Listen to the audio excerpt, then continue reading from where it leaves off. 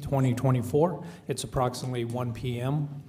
I am Mayor Enriquez. Before we start, I want to mention that we have ASL interpreter available for every regular council meeting, and she will be at the front for anyone who requires interpretation services. We will start with a moment of silence for the brave men and women of the United States Armed Forces as they protect our interests around the globe, as well as the courageous men and women of the Las Cruces Police and Las Cruces Fire Department as they keep our city safe 24/7, 365.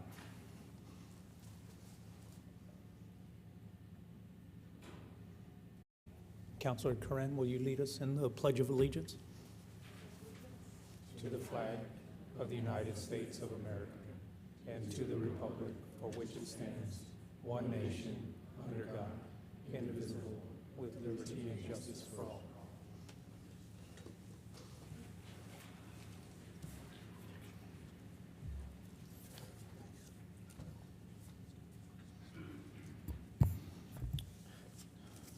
So no presentations or nothing today. Next, we'll start with Jobs of the Week. Sarah Rainey. Good afternoon. Good afternoon. Thank you.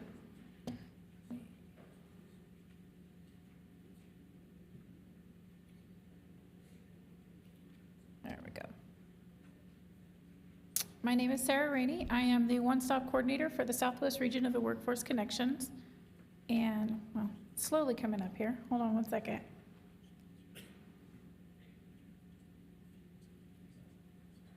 All right, for Jobs of the Week this week, we have an office assistant at the City of Las Cruces. That position starts at $15.02 an hour. The posting closes in December. We also have a Permit Technician 1 for the city. The position starts at $17.40 an hour, and the posting closes on the 24th of this month. For Animal Service Center, Mesilla Valley, we have a Digital Content Specialist. I thought that was important to highlight this week. The position starts at $24.78 an hour. We also have a security guard out at White Sands Missile Range. The pay range, it starts at $39,000. We have an infusion RN at Intrafusion GP. That position starts at $64,000 and the posting closes on the 7th of July. We have a school bus monitor and a school bus driver. Both of these positions are with the STS of New Mexico. I know there's a high need in bus drivers and monitors, and with school coming up so quickly, as it starts in July, they're needing to fill those positions. The bus monitor starts at $12.62 an hour, and the posting closes on 7/10. The bus driver position starts at $15.97 an hour, and the same for the closing of that one. As always, some of our local events we have the Community of Hope coming up. And then we have the Career Essentials. The Career Essentials and the Community of Hope are both job readiness events. Those are events targeted for individuals to come get resume help, interview skills, and whatnot, anything that they're needing in order to move up in their careers or change careers either too. If anyone needs anything, please feel free to come by our Alameda office. It's 226 South of Alameda. You can also reach us on all of our social media at EmployNM. And that's all.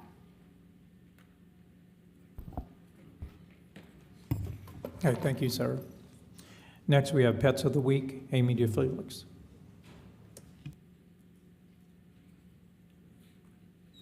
Good afternoon, Amy. Good afternoon. Hello, everyone. I'm Amy DeFelix, one of the rescue coordinators for the Animal Services Center of the Mesilla Valley. We'll start presenting Pets of the Week. We always start off with our cat. Our cat of the week this week is Cherie. Her number is 75824, and she says, I came to the ASCMV as a tiny stray in her litter of kittens. My babies have grown up and most have already found their homes, but so far no one has wanted to meet me. I'm only 6 pounds and won't be getting any bigger, and I absolutely love being pet and pampered. After being a mother, raising her babies out in the streets, I'd love to know what a loving home is like. And then we have our dog of the week. Her name is Willow. Her number is 65093. And she says, I came to the ASCMV when I was only 2 months old, and I celebrated my first birthday in my kennel last month. My birthday wish was to find a forever family to take me home and spoil me with love, so please help my wish come true. I'm a beautiful brindle girl full of playful energy and who is eager to love. I promise that as long as you're there to guide and train me, I will be your best companion. And then we have a couple of offsite adoption events this weekend. First off, we will be at PetSmart. We will be there this Saturday, June 22nd from 10 a.m. to 1 p.m. And then on Sunday, we will be at Nissan of Las Cruces, and we'll be there from 10 a.m. to 1 p.m. as well. And of course, all throughout July, we do have our Bring Love Home adoption special, so all of the adoptions are free. And I would like to note that so far, as of yesterday, 98 dogs and cats have been adopted. And that doesn't include the ones that were adopted yesterday that are getting surgery today for the finalized adoptions. And that's in comparison to last year, which we had 75 adoptions so far. So we've been on an upward trend, and we're hoping to continue that. Exponential increase is what we're hoping for. And then we have some website links. Our main website is ascmv.org. And then we have social media, Facebook, Instagram, and TikTok. We post a lot of adoptable animals and kind of current events going on. And then YouTube and Spotify and Apple Podcasts is where we upload episodes of our podcast, Tales from the Pod Side. And that is all I have. Thank you. All right, thank you, Amy, and thanks for sharing the good news. Merci. Next is a conflict of interest. Does any member of the city council, city manager, or any member of the city staff have any known conflict of interest with any item on the agenda? None. Yes, Mayor. I'm going to recuse myself for item 7.3, resolution number 24-133. My husband is employed with the fire department and is a union member. Thank you. Okay, thank you. Anyone else? Okay, thanks.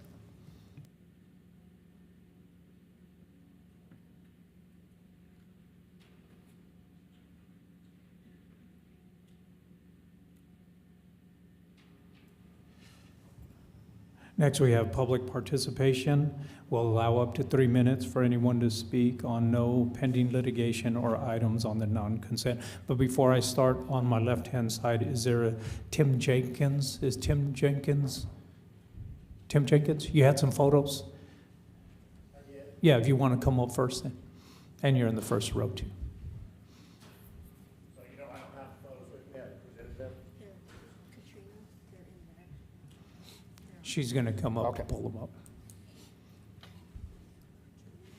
And then while we're waiting, is Yoli Diaz? Is Yoli Diaz here?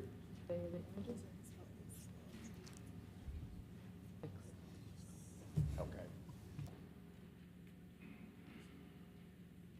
Yeah, the right and the left hand side right here. Oh, okay. Okay, so I just gotta go down. Okay. Okay, I had come up and spoken to you guys last week about the situation that we're having over there at the Pecan Grill and in the Arroyo. And I just wanted you guys to see the pictures. So you guys, I'm not that smart. So this is the camp that they set up down in the bottom of the Arroyo. And there were 7 to 10 individuals down there.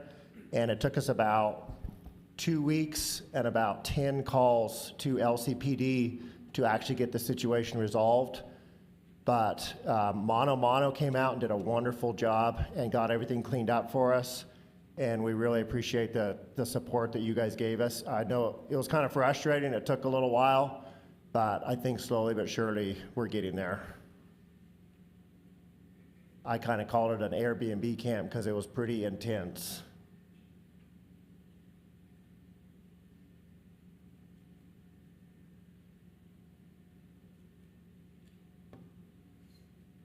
I just wanted you guys to see. You guys want me to speak while I'm up here since I was already going to speak, or want me to wait, or? Yeah, no, continue. We've got the timer going on. So I just wanted to bring something else to your attention that I encountered this week. I had a friend come in town from Bakersfield, California. He's been living there for 13 years. And he was driving around doing jobs with me. And he asked me, he says, what is going on in this town with all the people with shopping carts full of trash up and down all these streets? And I said, that's the situation that we're facing, and it's the unhoused. And he says, what do you mean by unhoused? And he said, you mean homeless? And I said, yeah. And he said, why do you guys call them unhoused? I said, it's just more of a politically correct and gives them a little respect. And he said, I can't believe that they're going around with shopping carts. He says, I don't understand. He says, I live in Bakersfield, California. I've lived there for 10 or 13 years. There's a lot of homeless people out there, but none of them have shopping carts. He says, I don't understand what is going on. He said, in Bakersfield, California, if you are caught with a shopping cart from a business, it is a $1,000 fine or 90 days in jail, mandatory. He said they don't have shopping carts out there. I thought that was pretty powerful that he shared that. And he said, I don't know if you guys realize and understand, but if you guys give these guys shopping carts, it gives them a crutch or a leg to stand on, and you guys are preventing them from really getting the help that they need. And I assured him that we've been coming to city council and we're working on it. We're trying to do our best.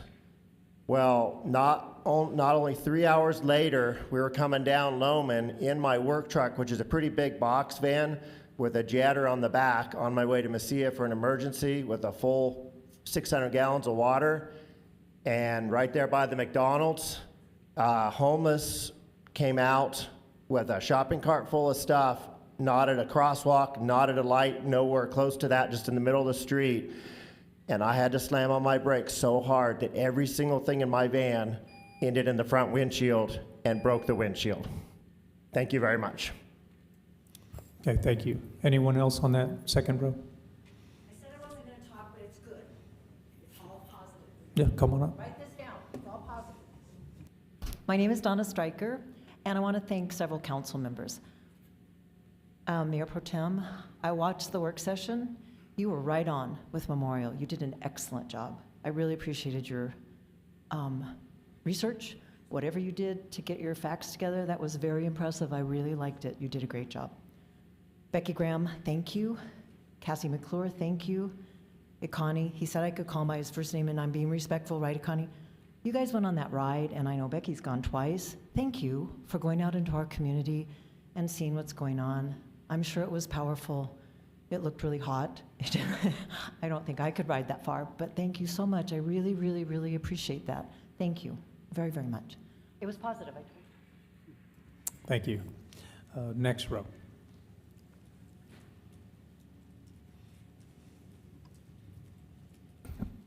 Good afternoon. I'm Susan Greenwald-Cabello, the Executive Director of Downtown Las Cruces Partnership, and I wanted to introduce my intern, Kylie Jenkins.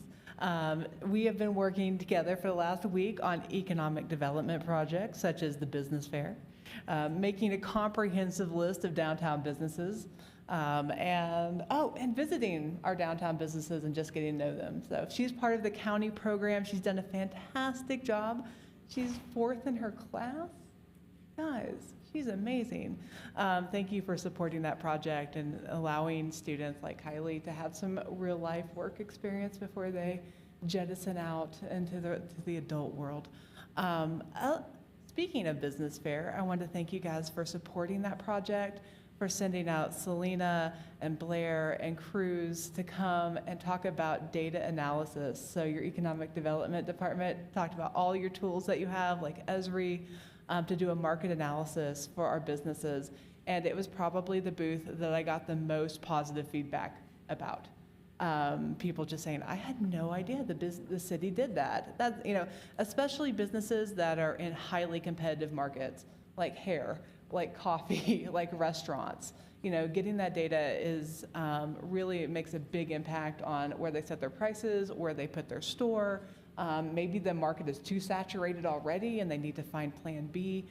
So really, really excited about all the services you offer, being able to show those to our community, and having Selena, Blair, and Cruz do a great job interfacing with the community and making your economic development department really welcoming to them. My final thing today is DLCP gave out our first microloan since I have been at DLCP, so over 5 years.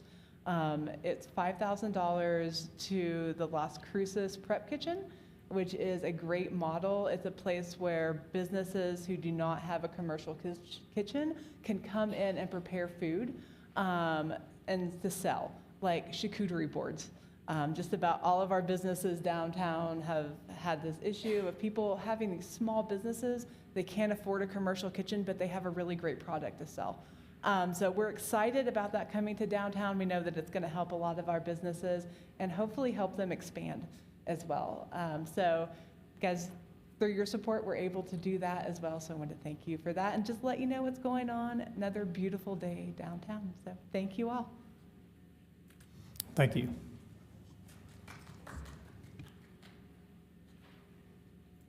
Next row.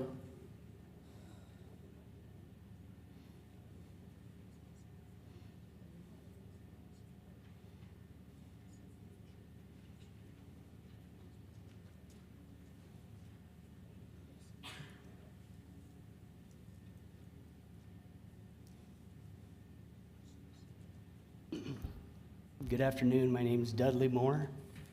I live at 1737 Regal Ridge.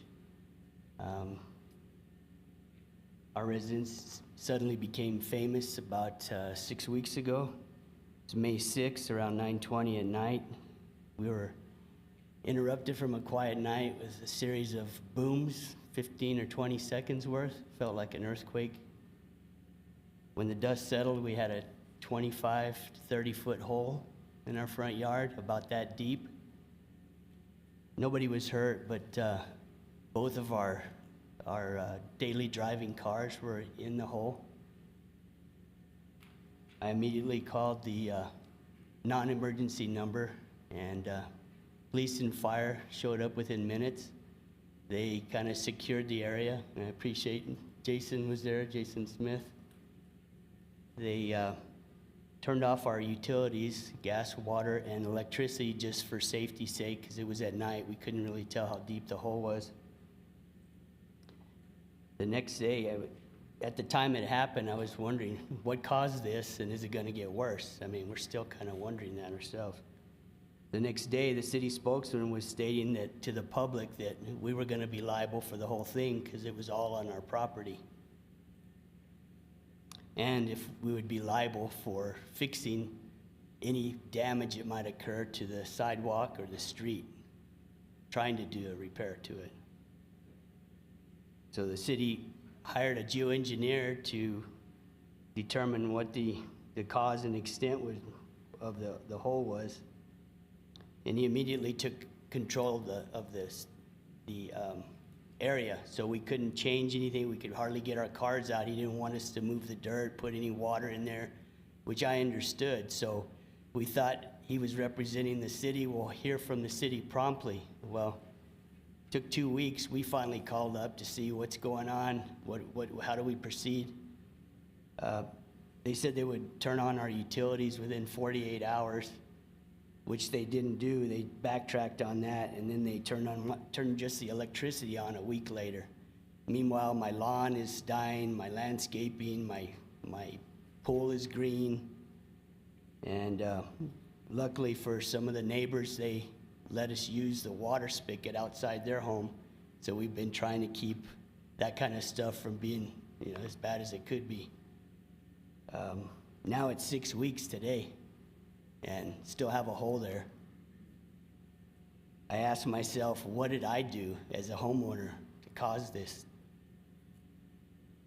Well, now that the engineering report just came out this week, and to me, the only thing that we were guilty of was buying a home in a existing development that was inspected, approved by the city for long-term development, and now we have a hole here.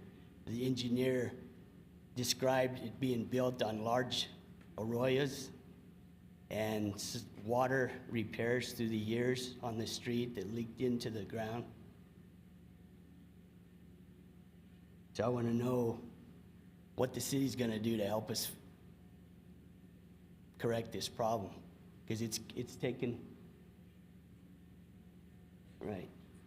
Yeah, and I mean, it's still a hole there, so it's still a danger. There's risk to our house, there's liability to our house and the neighborhood.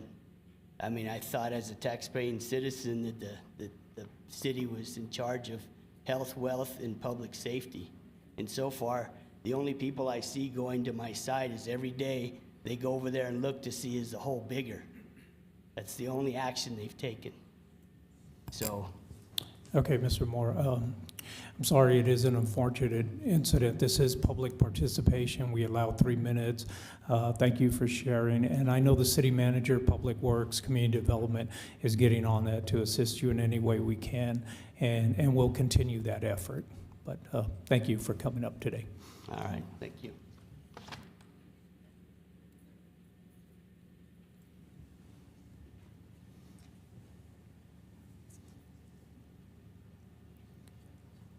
Anyone else on that row? Come on up.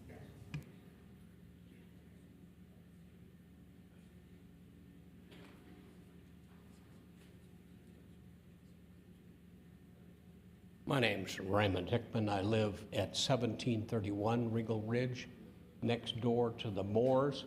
The hole in the ground affects my house as well, and it will, if the rains start and the hole gets bigger, it will cause my fence, my stone fence, to fall into the hole.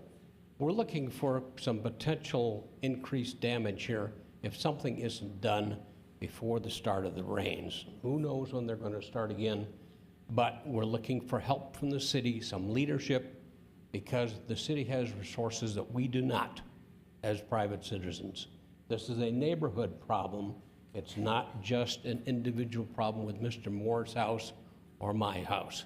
And it's a neighborhood problem because all of the houses, all of the homes within sight of this hole in the ground have been affected, mainly in reduced value. Mr. Moore's, the tax value of Mr. Moore's house is probably 0.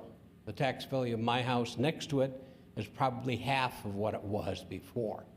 That represents a significant loss in tax revenue to the city and the county. And I'm asking that the city act promptly to prevent further losses in their own tax revenue. Thank you. Thank you, sir. Was there anyone else in that row? The next row.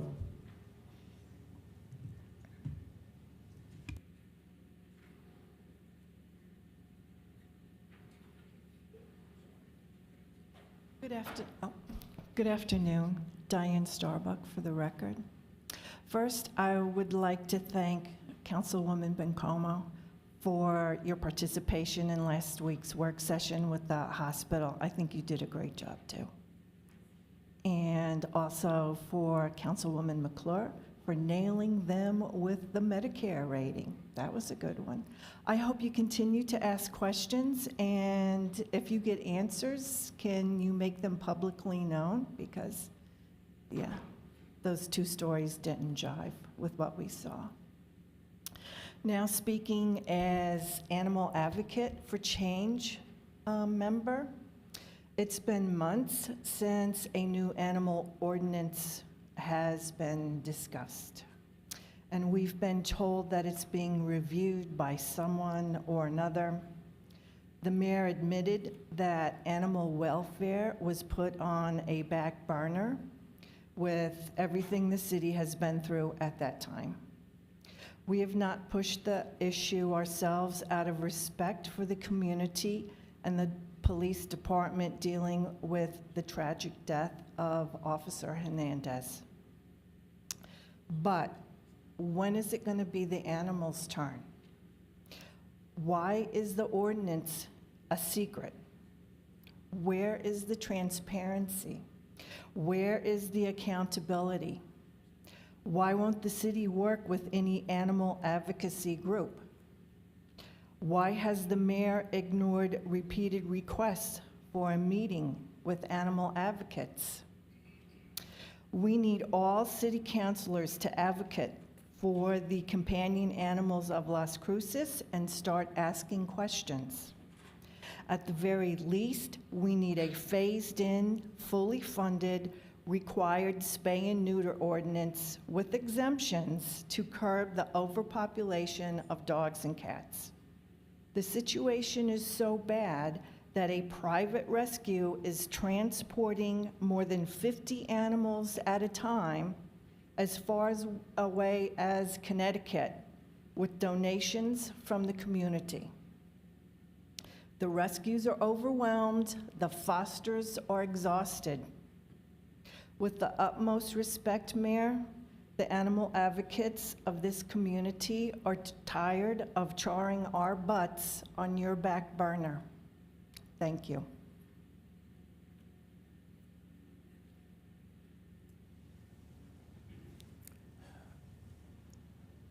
Thank you. Anyone else in the same row? Next row.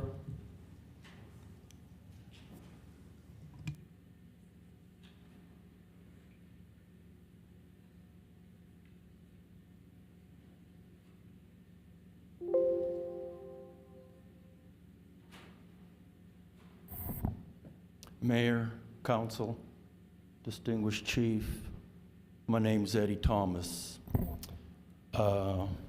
First, I'd like to commend you, Mayor, for retracting the parts of the proposed rezoning ordinance that were clearly destructive to family life and the single-family neighborhoods in Las Cruces. Next, I'd like to talk about the pilfering, for lack of a better word, of the $28 million that you're taking from the city's Telshore Fund. Let me explain. I, like Councilman Matisse, question the wisdom of killing the goose that lays the golden egg by the rest of the council. Therefore, I'd like to see more transparency on the LasCruces.gov website explaining exactly what you plan to do with it. The budget link on the website doesn't shed any light on what you plan to spend it on other than public health projects and building the next homeless hotel. That doesn't account for all of it. We lose interest-bearing monies that would be self-perpetuating.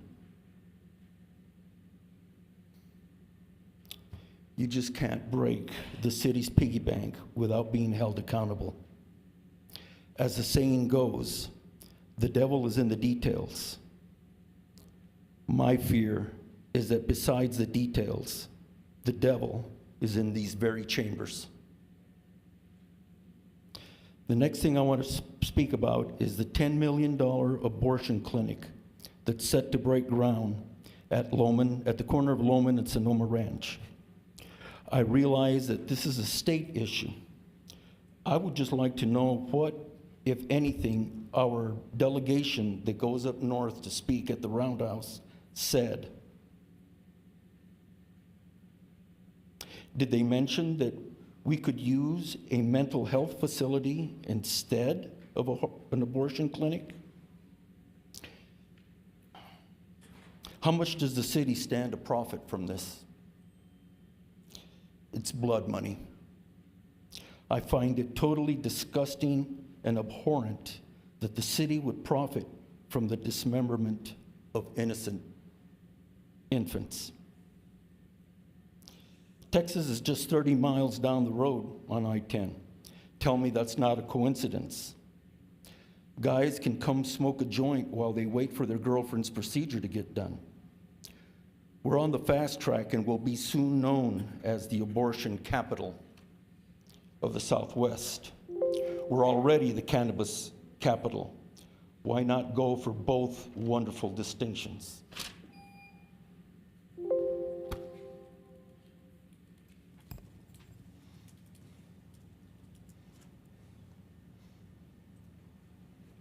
Thank you. Anyone on the same row?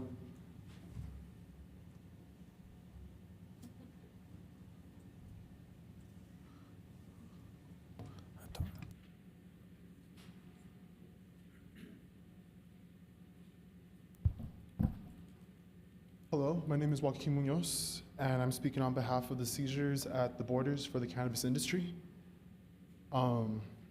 Though legalization has been reached, oppression and stigmas are still relevant in all aspects. Recently, I had a conversation with an old friend talking about renting land to help build opportunity. And because we're in the area that we're in, this deal wasn't able to go through because of the search and seizures. He's looking for land outside of the checkpoints. Protection and fighting for the state is needed in order to have long-term success in the industry. Without the state defending us, we are left at the mercy of those wanting to keep oppression relevant and hurting those who have sacrificed many freedoms in the traditional market as well as the legal market. Before I leave, I want to thank everyone for giving us the opportunity to talk about these issues. By addressing them, we're able to move forward and build a stronger community. Thank you. Oh, thank you. Anyone else on the same row? The following row.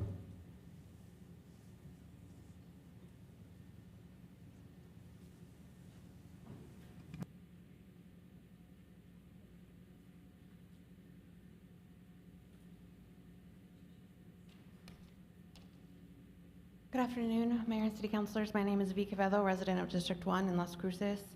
Last month, the mayor did not even allow a vote on a ceasefire resolution to end the genocide in Palestine.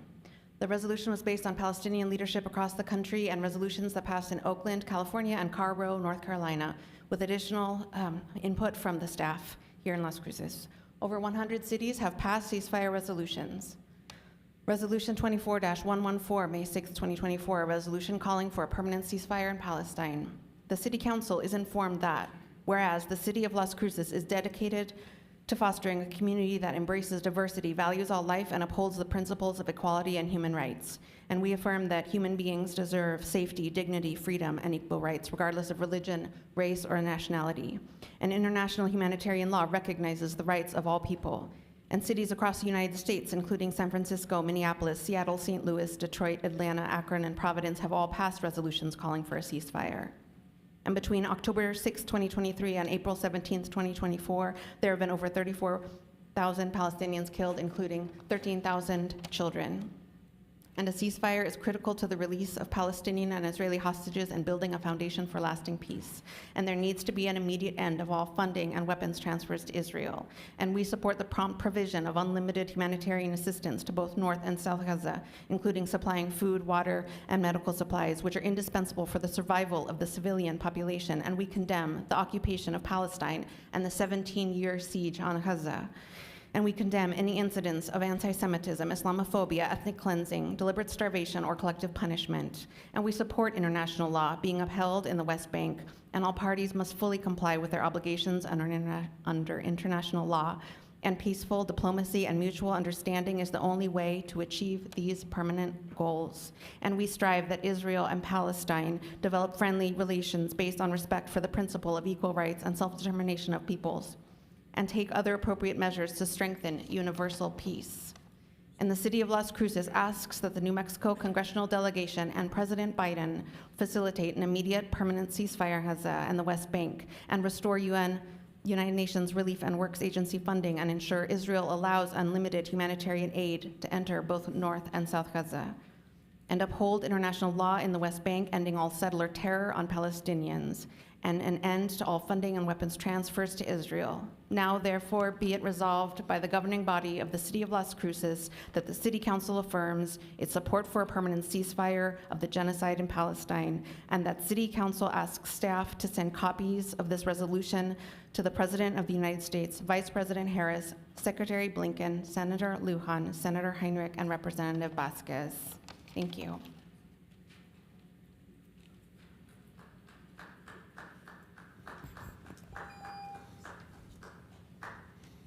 Okay, the next row.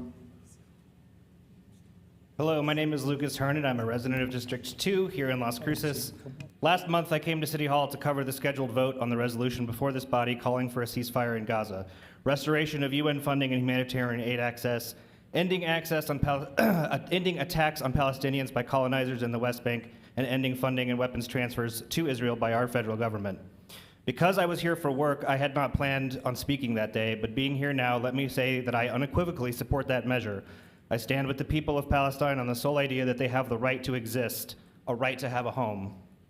But what needs to be said here today is that I have worked in political communication over a decade in this state, And what happened last month only has one interpretation, that this council, with exceptions for Councilor Coran and Mayor Pro Tem Bencomo, were so swayed by whatever propaganda, fear, or simple laziness that rather than execute their job as representatives of the people of this city and facilitating a conversation before voting on that resolution, they manipulated parliamentary procedure to remove the resolution before the body.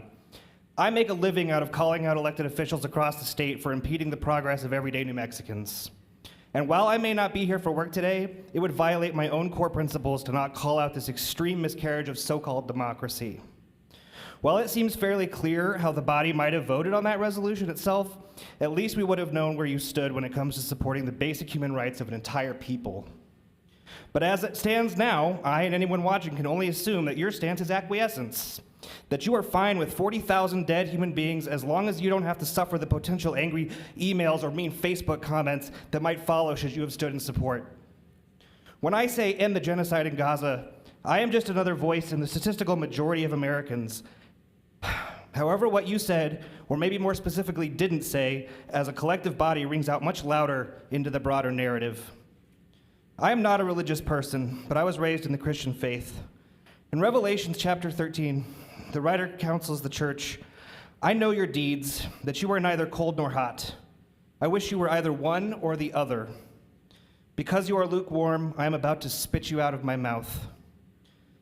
I do not know what could be more important than discussing the ongoing genocide of an entire segment of the human population. That you are lukewarm towards that, even talking about it? Well, as the writer said,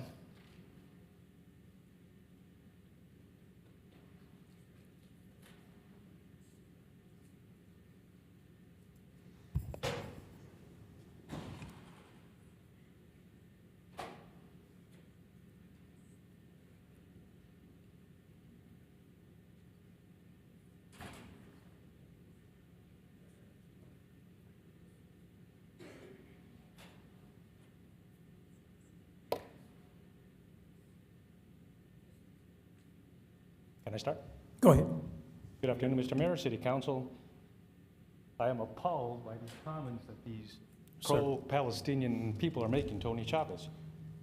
I mean, war is hell, and they don't talk anything about Gaza and the Hamas stopping the war. They started the war.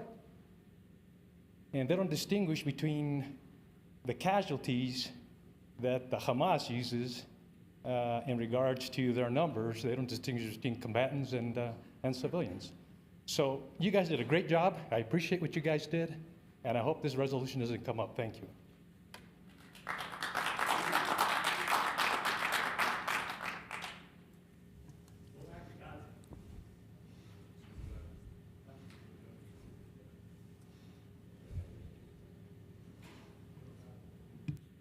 Hello, my name is Monty Rutledge. I joined the Navy in 2001 after 9/11. I deployed in 2006 in support of OIF, OEF. I'm a combat veteran. Several TBIs and other injuries I sustained while in the military. After my military career, I joined the Border Patrol. I retired in 2021 under the MRA Plus 10 program because my physical and mental health was not doing very good. I wouldn't be here before you today if it wasn't for cannabis. So I'm coming before you to express my concern about what's happening at the U.S. Border Patrol checkpoints here in the state of New Mexico with regards to seizing cannabis. When I look at the national strategy that CBP has for 2022 to 2026, I can't help but to note that the very first sentence in their national strategy says, I'll try to quote, I don't have my glasses, but bear with me. Since 1924, the U.S. Border Patrol has been entrusted with protecting the American people and promoting economic prosperity through our border and national security mission. I don't feel they're doing that. They've seized over $500,000 worth of product this year alone. That cost gets pushed down to the consumer, such as myself. I'm a medical patient. I'm on a fixed income. Cannabis, like I said, has saved my life, and I need it for daily living, just for a functional quality of life. I'm very concerned that if this continues, I'm not going to be able to afford my medication. If you go further into the national strategy, the very next page where they talk about their guiding principles, the very first sentence reiterates what I just read, where CBP says that their main focus is protecting Americans and our economic prosperity. I don't feel they're doing either. And I put before you, if you haven't already considered it, trying to find some way to either work with Border Patrol or alleviate some of the issue we're having right now. It's very concerning, and I plead for your help, please. A memorandum of understanding. Maybe we can even use Operation Stone Garden, like I've seen other states use. Get a state or a local official at the checkpoint to conduct these inspections so that the federal government's interest is upheld, and so is the state's. Thank you for your time.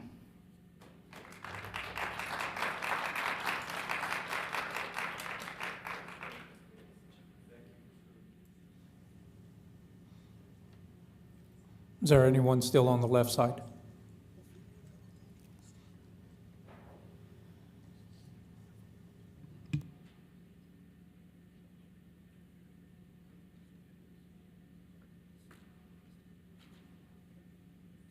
Good morning, or good afternoon, excuse me. My name is Jim Hurst. Reading from the New Mexico Constitution, Article 2, Section 2. All political power is vested in and derived from the people. All government of right originates with the people. It is founded upon their will and is instituted solely for their good. End quote. I have heard some comments in these chambers declaring that the United States is not a democracy, but a republic. We are both.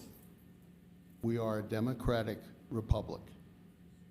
Hence the name of Thomas Jefferson's party, the Democratic Republicans. Whatever room for debate there may be concerning the U.S. Constitution, there is none in the New Mexico Constitution. All political power is vested in and derived from the people. All government of right originates with the people. It is founded upon their will and is instituted solely for their good. Thank you. Thank you for allowing these comments. This is democracy. Thank you.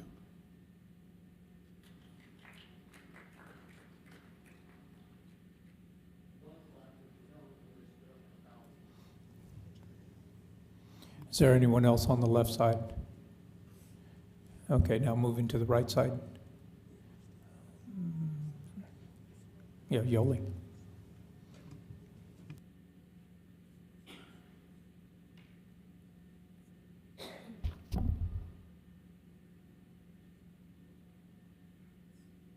Good afternoon, Mayor, councilors, staff, and public. My name is Yoli Diaz.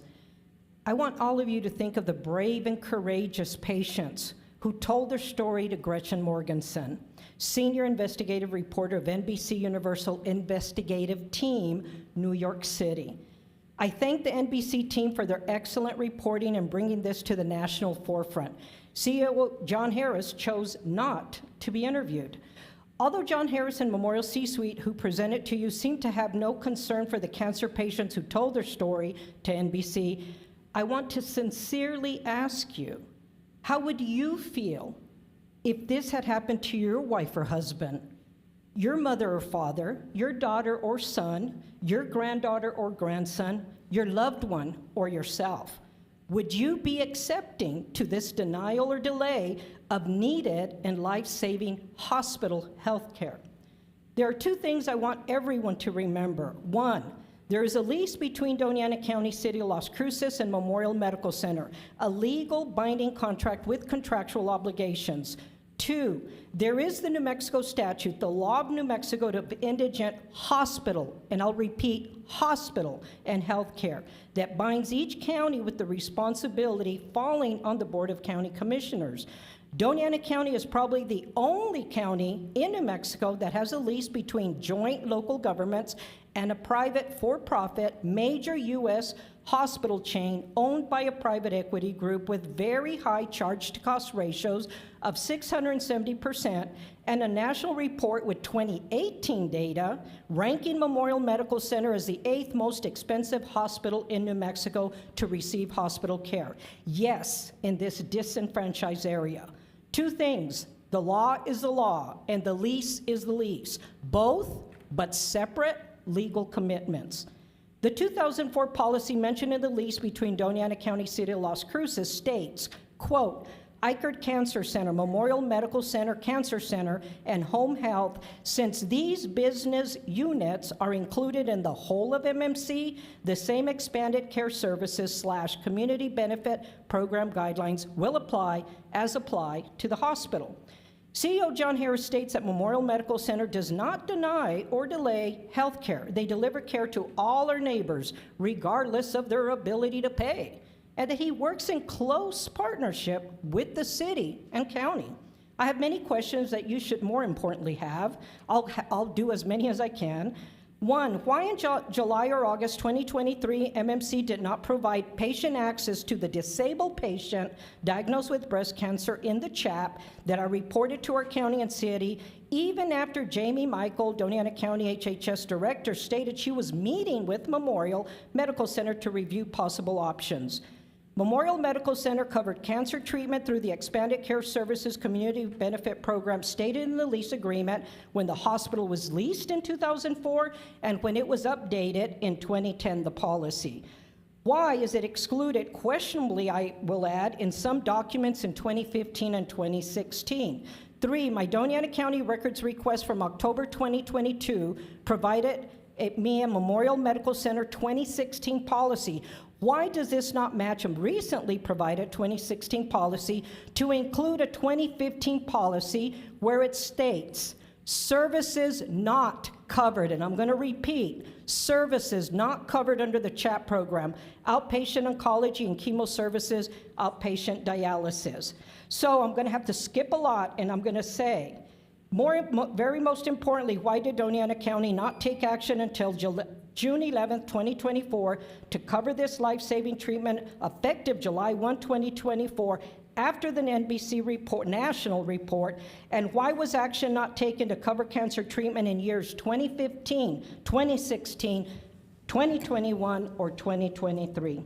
Thank you. Yeah, thank you, Yogi. Is there anyone else in the same row?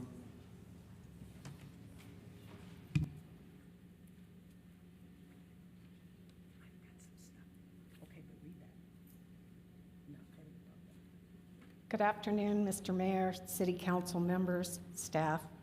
My name is Barbara Corral. I've been here before in front of you. I spoke to you about MMC and the inability to get treated at the hospital. I was here last week when MMC was here, and it was very difficult for me not to voice my thoughts.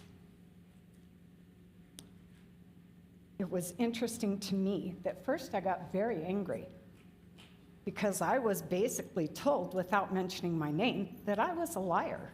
I don't know where I would come up with that. I did not make up the fact that they would not treat me for my cancer. It's fact. Why would I go to Albuquerque? So I was pretty offended by that, and I really wish I could have had a conversation with Mr. Harris, but he doesn't want to talk to me, so that's fine. One of my biggest passions in life, besides dogs, is women's gynecological cancer. And that's actually why I'm standing here. When they hear a woman has cancer, they think automatically, breast cancer, pink ribbon. Well, there's other cancers too. And people need to be aware that a woman can get ovarian cancer or even vaginal cancer like me. When I was told that, I was so embarrassed, and I shouldn't have been. It was cancer. I didn't ask for it. It just came and found me. Anyway, the point is that nobody should ever have to go through what I went through, no less having to have cancer treatment, because it was hell. And I am not the same woman I was before, and I probably never will be, to be honest with you. It wasn't misinformation. It was the truth. And I would love to have the opportunity to have somebody call me. Nobody called me. Nobody sent me an email. Nothing, not one word, just telling me or you that it was misinformation. I didn't ask NBC to come write a story on me. I didn't do any of that. All I did was get cancer. The rest of it just fell into play. So the only thing I can say is that my wish for you is to hold MMC accountable. Keep working with them, please. Don't let this happen to anybody else. If I wasn't as strong as I am, I probably would have ended up like an ostrich with my head in the ground. But I'm not going to do that. I'm standing here. And I'm proud to say I am a cancer survivor. Thank you guys for listening. Thank you.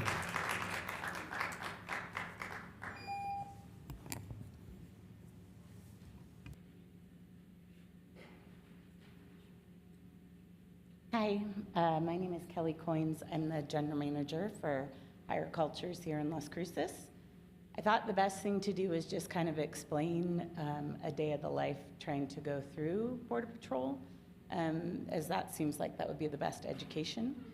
So we follow all of our requirements, and we are compliant.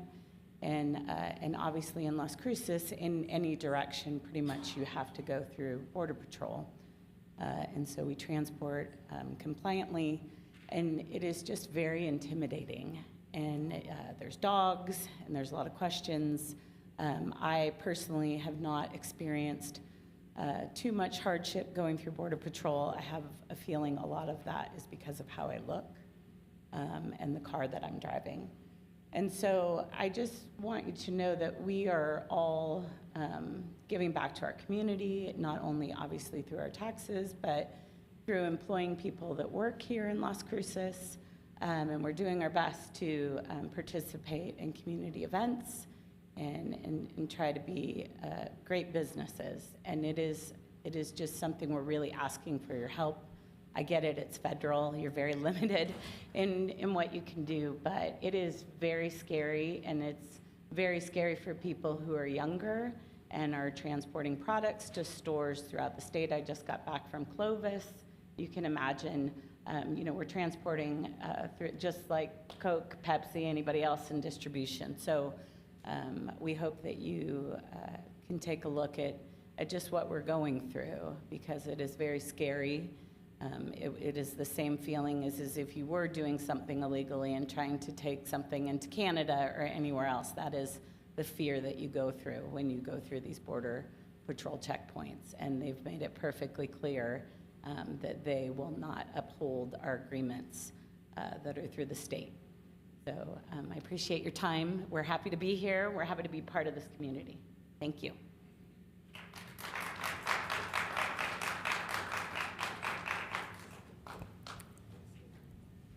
Anyone on the same row? Next row? Following row?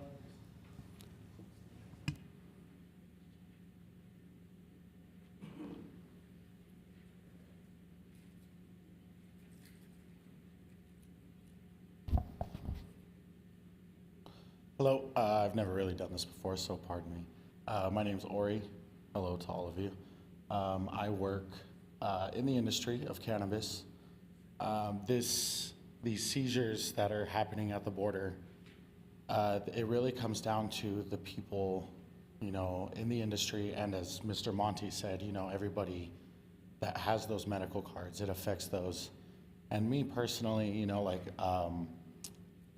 the company that I work for was subjected to one of those seizures, and it really did hinder, our companies able to get those medical patients some kind of product that they needed. It also hindered my job as well to put food on the table for my family. I feel like there's something we can do, even at a state level, if it's legal, why can't we do anything? New Mexicans pride themselves on having each other's back. How come we're not doing that? I don't see any help coming from anybody. It's basically like, hey, you guys can have this, but not really,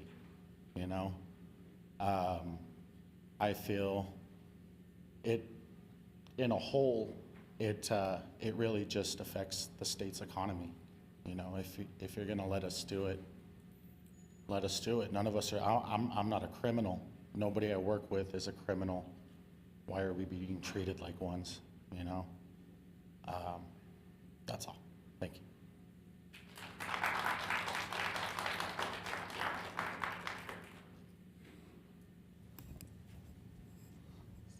Next row.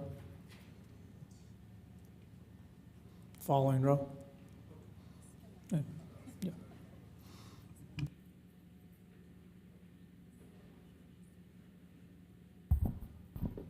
Good afternoon. My name is Chad Lozano. I've appeared here many times, mostly on the topic of cannabis, and today that's no different.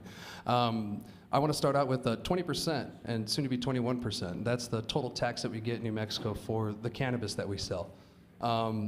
With the issues that we have, $500,000 being taxed at 20%, that's a big loss. And especially with it going up at 21%, we don't want to keep losing because every year from now on, that percentage is going up 1%. And if this issue continues, we're going to just lose more and more money unless people are going to want to bring this down to the south. I understand the city is very limited on what they can do, and the state is limited as well. But having your support is just more than enough for us if if that's all you guys can do. But as Monty said, if we could look at Operation Stone Garden as a possible relief for us, that would be a really great idea. It wouldn't come out of our pockets; it'd come out of federal government pockets. It's still the tax money payers at the end of the day, but it won't be coming from any state funds. And I kind of feel that'd be a really great idea. This is something that is very alarming for us because, let's be honest, businesses are booming and it's not slowing down anytime soon. You have Little Dubai down there, aka Sunland Park. Some of those places are making $1 million a month just in one establishment. You have here in Cruces, we're doing pretty well too. Some are hitting at $200,000, $300,000 a month. And we want to continue that trend, and the only way that we can do that is allow other products in, but people are too afraid to bring that in if they're going to get popped at the border check. I grew up in the area, I'm from Alamogordo originally, so I grew up with these border checks my whole life, so it's nothing new to me seeing something like this, but it is a little alarming when we start seeing it at this level and it start happening so much. Now they're starting to go after patients, and that's when it starts to alarm me. Yesterday I got word that they had regular civilian cars pulled over. I don't know if that's from a mixture of different tactics being used from our own industry, or they're trying to figure out what tactics we're using, but once they start going after my patients, I start to worry a lot more. And I kind of feel that trend's going to continue because we saw during the medical days that happened. I've been harassed before at the border myself. I just don't want to see it happening any further. This issue is far from being fixed, but I kind of feel with support and maybe some brainstorming, maybe we can come up with something. Thank you so much.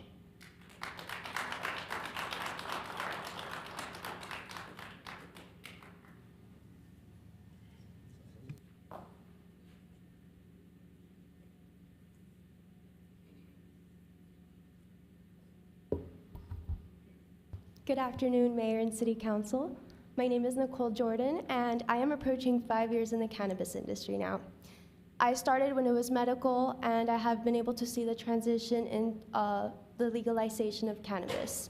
And now we face an issue at the Border Patrol checkpoints where they are seizing, starting February, they began seizing product. And now we are past $500,000 worth of legal seized cannabis product.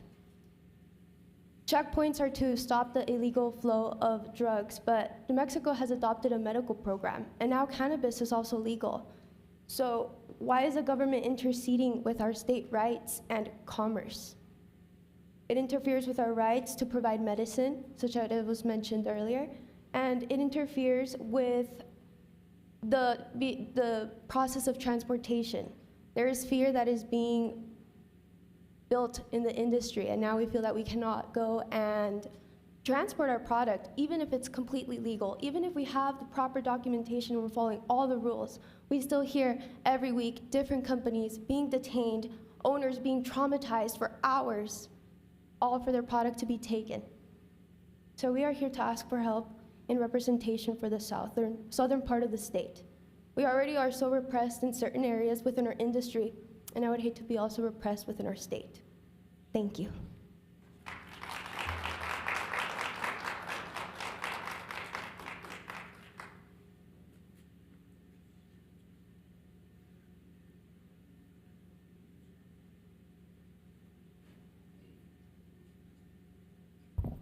Good afternoon. My name is Jordan Walters. I'm a local grower here in Las Cruces. I know you guys probably hear all this stuff about the federal government all the time, but what's really affecting us are the people we're hiring locally. Because of these border checkpoints, I work for Iron Lung Labs. Over $200,000 of that product is actually ours. of this 500,000. So it really sucks because that's the hard work that we are putting in to make all of this. And then it comes down to people that trim for us. They can't come because we can't have that much product leaving the facility. Then it comes to people putting stuff in packaging for us because now we can't send that in boxes in jars because that's going to get taken immediately. That comes into cost for the product, the jars, the packaging, you know, then other people just can't even come to work. It's just really tough, really scary for a lot of people. We had one of our transporters get pulled over past the checkpoint. They made it through. Cars pulled her over, pulled her out of her vehicle, drove her vehicle back, drove her back, detained her, took our product, and then let her proceed in her own vehicle after that. But you can tell that now she's flagged, can't do that, and that was part of her career. So I come from a family that wasn't very supportive of doing this anyways. How many of you are sitting up here doing something that you wanted to do when you were younger? That's what we're doing. So please help us. Thank you.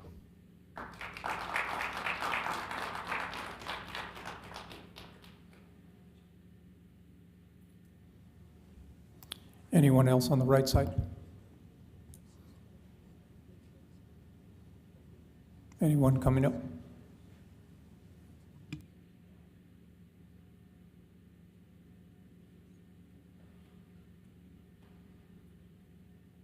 Hi, y'all. My name is Martin Lopez. I'm local here. I'm also a small business owner. I have one business that does a lot of give back to the community, low income, done toy drives, etc. The company I'm here representing today is Juanito's Joint. We're a brokering consult company, so we've gotten a feel of what the vibe is around New Mexico, and it's pretty tough. Nobody wants to start a business here anymore. Flat, like, they can't start a manufacturing business. You just heard the downfalls of starting a manufacturing business. Can't start production. And, you know, a lot of the big issues are, you know, that people brought up was, why do we have so many retail locations? That's the only thing you can do out here. I just want you guys to, you know, hear us out. I know that we're really limited on what we can do, you know, with the federal government. You know, we can't build a road because then we have to worry about everybody else getting through. We can't just get a free pass, you know, just to walk through because, you know, we gotta hit certain standards in quality and production. And, you know, it's preventing us to even progress in that sense to improve those areas. So I just wanted to let you guys know there's a lot of down people, you know, in here in the city that just really can't be a part of the culture and part of helping, you know, medical patients. And it's just really sad because now everybody that had invested and heard, oh, it's legal now, you know, Las Cruces is gonna get a huge bump. We're gonna see a high fluctuation that we saw of tax dollars, and then we're gonna get dependent on that funding, then it's all gonna drop. So I just want you guys just to keep in mind, you know, we're not talking about people that are on drugs. We're talking people that are using medicine and people that are feeding their kids, your friends, your families, you know. Even if you're not directly impacted, you're impacted. It's your economy. And we're your people, so we just hope you're looking out, and we hope to hear from y'all soon, you know. I'm down to talk to you guys, go from state to state. I know I'm a younger man, but that means I got more mileage left to lose. So go ahead and send me out, do whatever you guys need to help make this better, because not only for the sake of my business, but for the sake of everyone that took time out of their day. You know, they could be doing a different day job, you know, helping their families, but they're here. So thanks, y'all.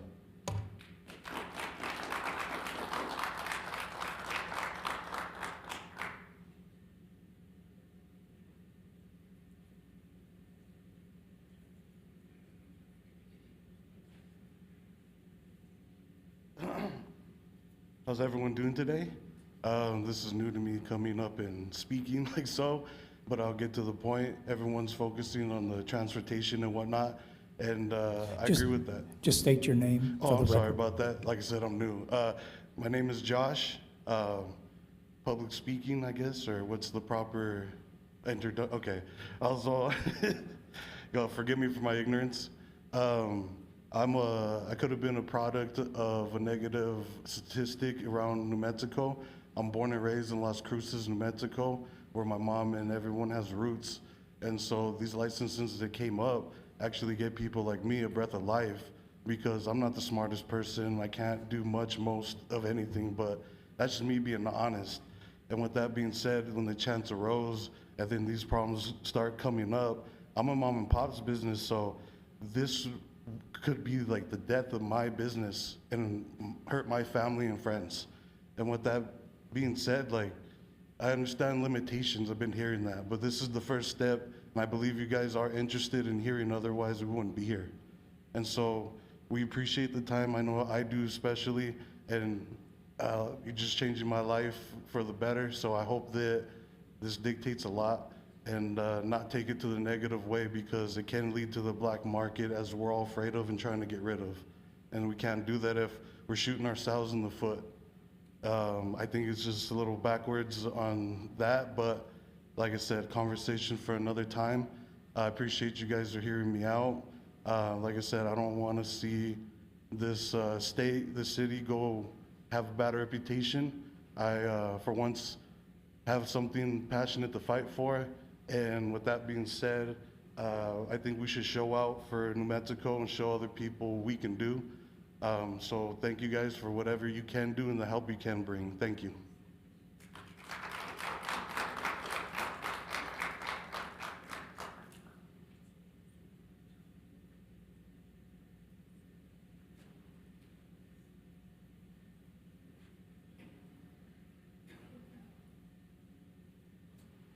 Good afternoon, City Council. Oh, this is loud. Good afternoon, City Council. My name is Austin Plains. So I'm actually a transplant from here. This is what my friends like to say. I'm from New Jersey originally.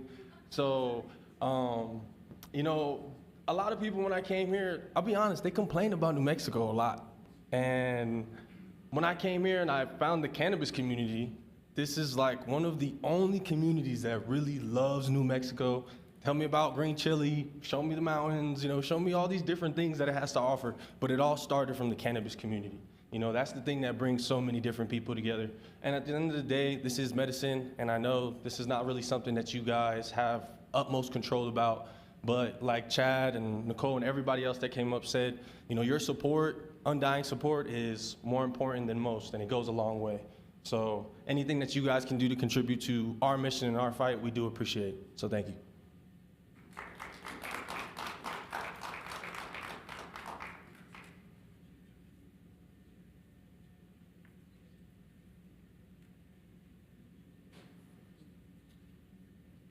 How are you, Mayor, City Council? My name is Robbie Tafoya.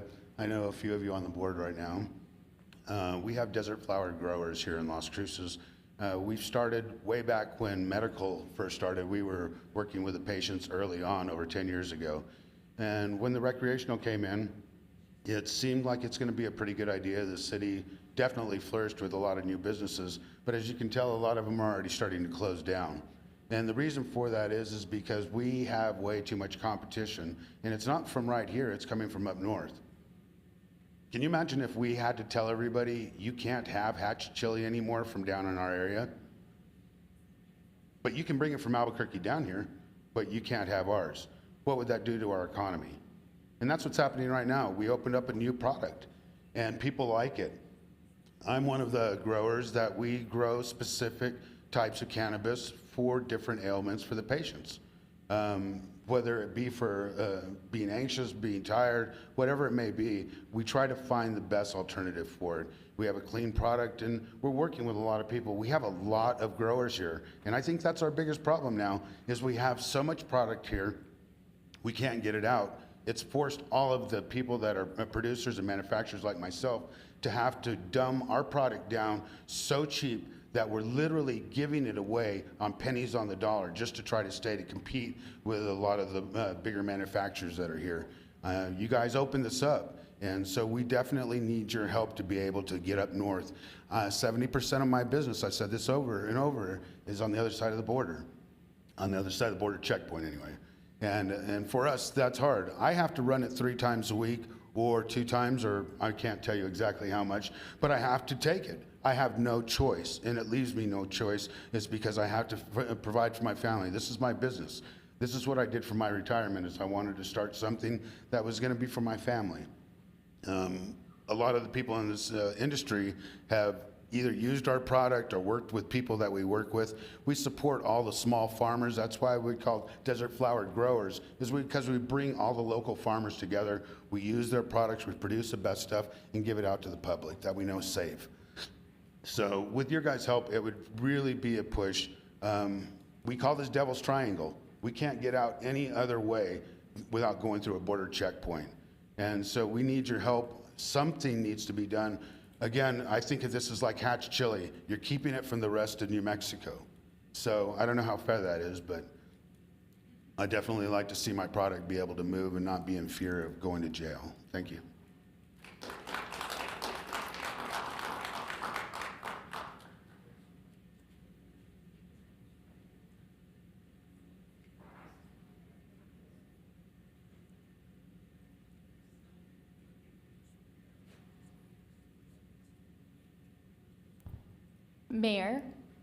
Mayor Pro Tem and Council. My name is Micaela Kelly. I am representing Prohibition 37, a local cannabis dispensary in town. As a lot of my comrades have stated, we need your help. We are really stuck down here in regards to following compliance. If we have, product that needs to be returned up north, or be destructed, we cannot do that without it being seized. We go through all proper protocol as well as compliance, but we desperately need your help. So please help us flourish in our southern part of the our state in the United States. But we desperately need your help. So if there's anything that you can do, if you can meet with all of us, that would be absolutely amazing. Thank you so much for your time and listening to all of us that have come to support our industry. Thank you.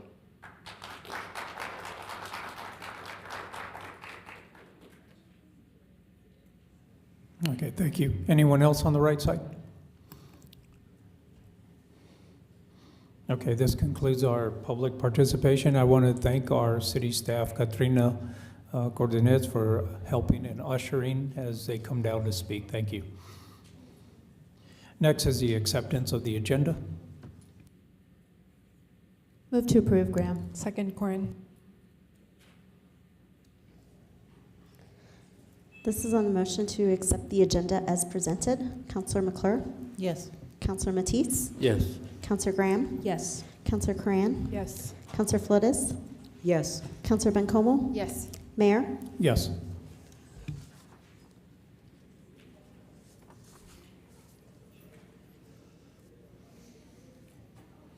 So next is resolutions and/or ordinances for discussion. We'll start with 7.1, resolution number 24-131, authorizing the write-off of uncollectible utilities, general billing, and library account receivables from fiscal year 2018 in the amount of $248,684.42. Good afternoon, Mayor, council members. Wait, Erica. hold on. Move to approve, Graham. Second. Okay, thank you. Go ahead. Good afternoon, Mayor, council members. Erica Hawkes, treasurer. I would like to introduce Adolfo Cardenas. This is his first time presenting to council. He's an accounting supervisor under finance.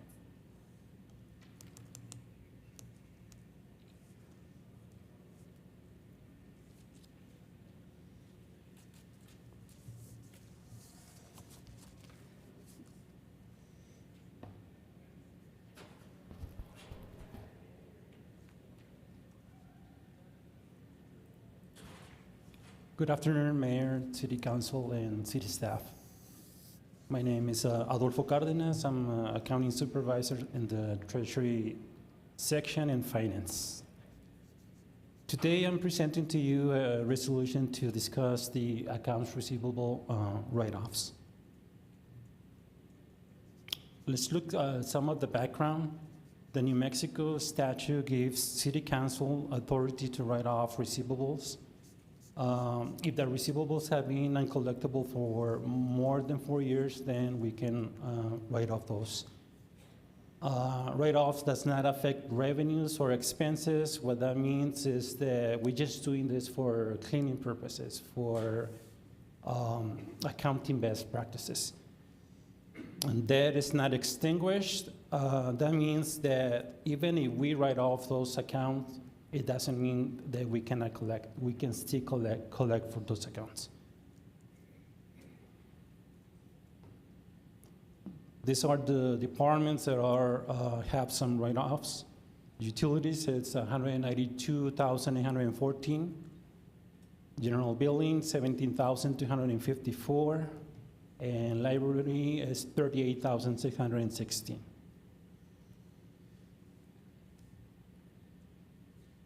On this slide, I show you a 5-year utility write-off history.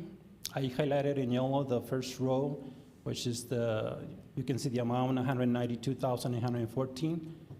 That amount only represents 0.30% of the whole utility billing for that year. The year that we write it off is fiscal year 2018. I do the same with the general billing on the next slide. I show a 5-year general billing write-off history. I did the same. I highlighted in yellow the first row.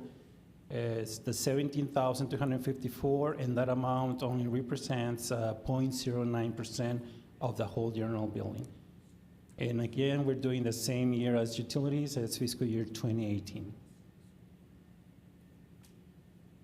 If you can see the 17,254, I break that amount in the next slide. It's a pie chart. If you can see, it's broken down with different departments. And you can see the biggest one, which is 55%, which is damages. That's like gas meter, water meter, or water lines damaged during construction.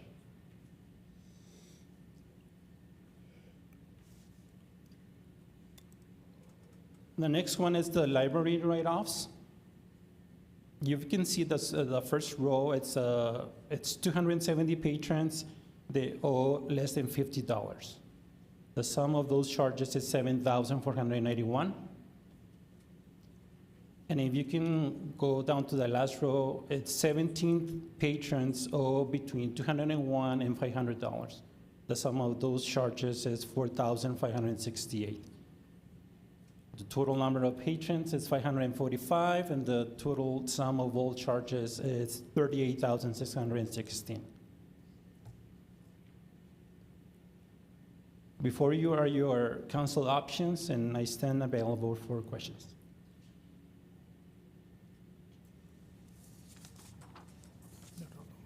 Okay, thank you, Adolfo. Any questions? Councilor Matisse?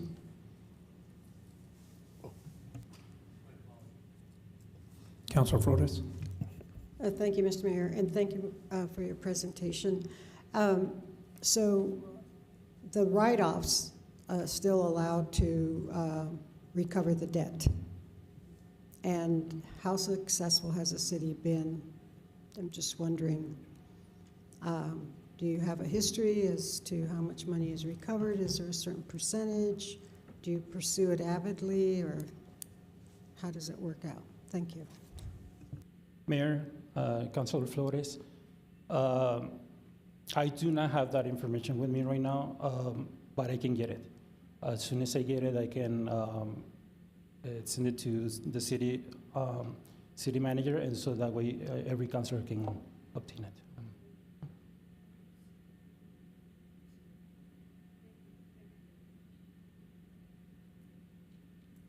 Any other questions? Seeing none. Christine?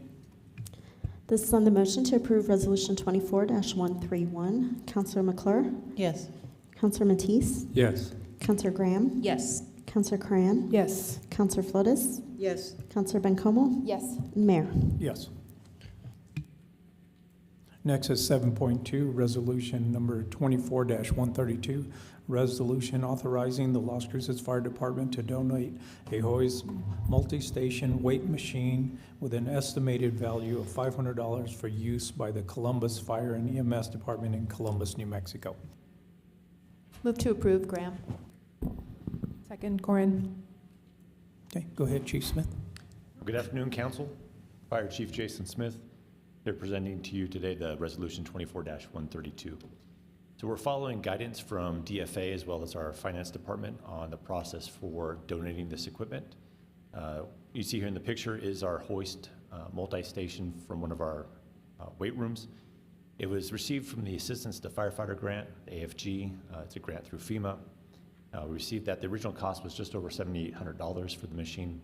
We've had it since about 2005, 2006. We estimate the value at $500, and we put this out statewide to see if any other fire departments would want to receive this. And we had one company or one fire department, Columbus Fire and EMS, say that they would like to receive the hoist machine. So currently it sits disassembled and ready for your evaluation, and then if it's approved, Columbus Fire and EMS will come and pick it up. And with that, here are your council options.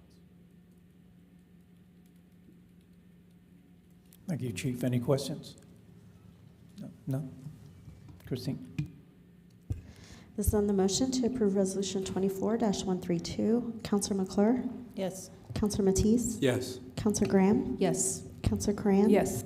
Counselor Flores? Yes. Counselor Bencomo? Yes. Mayor? Yes. Next is 7.3, Resolution number 24-133, a resolution approving amendments to the collective bargaining agreement between the International Association of Firefighters, Local Number 2362, and the City of Las Cruces. Motion to approve? Second.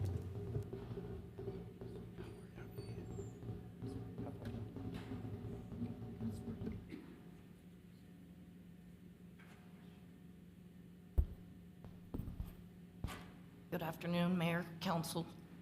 Joe Richards, HR Director, for the record. I'm here today to review with you a resolution to approve the amendments to the collective bargaining agreement between the International Firefighters Association and the City of Las Cruces.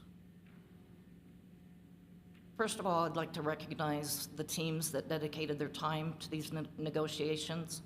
I appreciate their efforts, and we're glad to bring forward this new agreement. So the negotiations began in November of '23. We negotiated 37 different articles of the CBA, and there were an additional 4 articles that were added to the contract. Our negotiations concluded in April, and we have a 3-year agreement. Some highlights. Overall, of the 3-year agreement, there's a 22% increase to base wages. There's increases to cert pays and other benefit enhancements. And then we also made clarification on some articles. So here are your council options for consideration. I stand for any questions. Thank you, Joe. Mayor Pro Tem? Thank you, Mayor. Thank you, Joe. I appreciate that and appreciate the shout out to the teams that were involved in the negotiations. I'm curious in terms of pay now, where this puts our fire department in comparison to other fire departments of our size. Yes, ma'am, Mayor and Councils. Our first year step in our pay tables now brings us first in the comparators that we used in our study. Some of those comparators in the state include Albuquerque, Alamogordo, Santa Fe. There were a few others. But again, the 13% increase for the first year puts us first in the state. And then there are other steps in the pay tables that also put us first, and those were, I think, the 21st year as well as the 24th. Wow, thank you, Joe. I appreciate that. That's really great to hear. I'm curious if this will remain that way for the next 3 years by the time the next negotiation rolls around, or will we, by the time we get there, be behind? Yes, ma'am, Mayor, Council. you know, it's really dependent on what other organizations do. We're seeing increases on a regular basis in public safety in general. So I'm sure that there will be changes over the period of the contract. Thank you. I obviously will support this. I don't think I've ever not supported a union contract. That would be wild to get to this point and then not support it. I'm a really big advocate for, you know, fair pay for hard work. And I feel like our fire crews have been underpaid for a really long time. And so I think whatever makes sure that we catch up, stays consistent, to me feels really important. And then just really my last question is around, obviously we have Project Light teams now and social workers that are part of the fire department. I'm curious about the status for them in terms of union membership. Right now, they're unrepresented. So they're based on our salary grades for unrepresented staff. Okay. Do you know if there's any conversation about, is that even possible? Is that appropriate? Like, I'm just really curious about, they're part of the fire department, right? And so I'm just curious in terms of representation for them. The union can request that through the state's process for them to be accreted into the union, but that's completely up to. So it's not city issue necessarily? No, ma'am. Okay. All right. Thank you, Joe. I appreciate it. Any other questions? Seeing none, Christine? This is on the motion to approve Resolution 24-133. Counselor McClure? Yes. Counselor Matisse? Yes. Counselor Graham recused herself. Counselor Cran? Yes. Counselor Flores? Yes. Counselor Bencomo? Yes. And Mayor? Yes.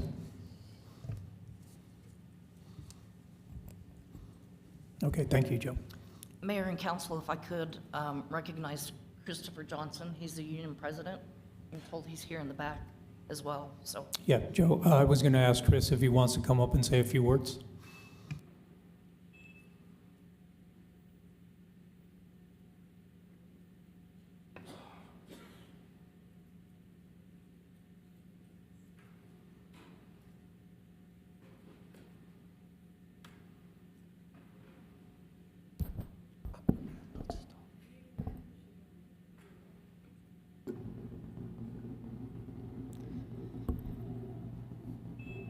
Mayor, thank you for the opportunity. City Council, all of the members that have been a part of this, city staff, thank you so much for the opportunity to speak upon this. Huge thank you to Ms. Richards and her team for the extensive work put into building this contract. Started back in November. It's been 8 or 9 months worth of contentious arguments, I would say. I don't believe we agreed on many of those 38 resolutions or those 38 articles, but we very much recognize the extensive work we went on both sides to get to that conclusion of where we at. I can fully agree that at the moment we're very competitive with the pay based on this specific pay raise that we're going to get this year. But just to make a note, based on your question, those pay raises are coming quickly around the state as well. We've talked to multiple unions that are signing somewhere between 15% and 20% over the next couple months. So I understand where we're at, and the city can't make that kind of commitment that soon. I appreciate everything that we've done so far, how far we've come with it. But I do think in 3 years' time, we're going to be having a very same conversation about those, because they're getting the same 15 to 20% this year, which will put us right back where we were 3 years ago. Beyond that, though, as far as the operations went and the collective bargaining for things that we wanted and things that the city wanted and what staff wanted, I commend the team and the effort that we've been able to complete and the partnership that we've done on that. I think a lot of good things came out of it. So thank you, City Council, for supporting us. I know you guys have always been on our side throughout that process.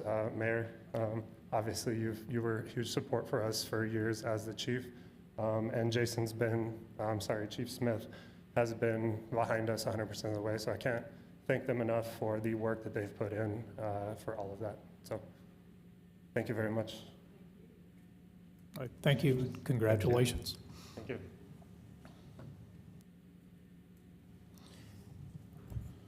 Next, we have board appointments. So to read into the record, Councilor Matisse reappoints Joaquin Acosta to the Planning and Zoning Commission, and Councilor Mayor Pro Tem Bencomer reappoints Enrico Smith to the Planning and Zoning Commission. Next is a notice of proposed ordinance. There is one to be brought forward. It's council number 24-029, ordinance number 3071, an ordinance approving a zone change from C2 to C3 for a property encompassing 2.567 plus or minus acres and located at 2605 Baton Memorial West, submitted by Carrie Bluestrom, representative. Bring it forward, please.